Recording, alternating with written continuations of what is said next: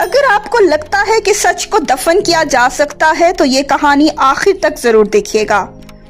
رات کے ٹھیک 2:17 تھے جب علی نے اپنی ماں کے کمرے کا دروازہ آہستگی سے بند کیا۔ دروازہ بند تھا لیکن ماں کی آنکھیں کھلی رہ گئی تھیں۔ ڈاکٹر نے کہا خاموشی سے دفنا دو، دل کا دورہ پڑا تھا۔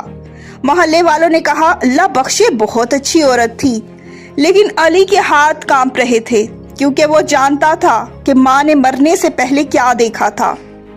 اس دن علی نے اپنے ہی دستخط سے ماں کا علاج رکوا دیا تھا، صرف اس لیے کہ جائیداد کی کاغذات اس کے نام ہو جائے۔ وہ سمجھا تھا ایک فیصلہ، ایک دستخط اور سب کچھ ختم، لیکن ختم کچھ نہیں ہوا تھا۔ تیسرے دن علی کو کمرے سے سانسوں کی آواز آئی۔ دیوار پر لٹکی گھڑی 2:17 پر رک چکی تھی اور آئینے میں ماں کی آنکھیں اسی طرح کھلی تھیں۔ آواز آئی دروازہ بند کرنے سے سچ بند نہیں ہوتا بیٹا۔ اگلی صبح علی پاگل خانے میں تھا اور ماں کی قبر پر صرف ایک جملہ لکھا تھا، سچ کو دفن کرنے والا خود زندہ کبھی نہیں رہتا۔ تو کہانیاں تو ختم ہو جاتی ہیں لیکن گناہ ہمیشہ زندہ رہتا ہے۔ اگر اس کہانی نے آپ کے دل کو دہلا دیا ہو تو ویڈیو کو لائک اور چینل کو سبسکرائب ضرور کیجیے گا۔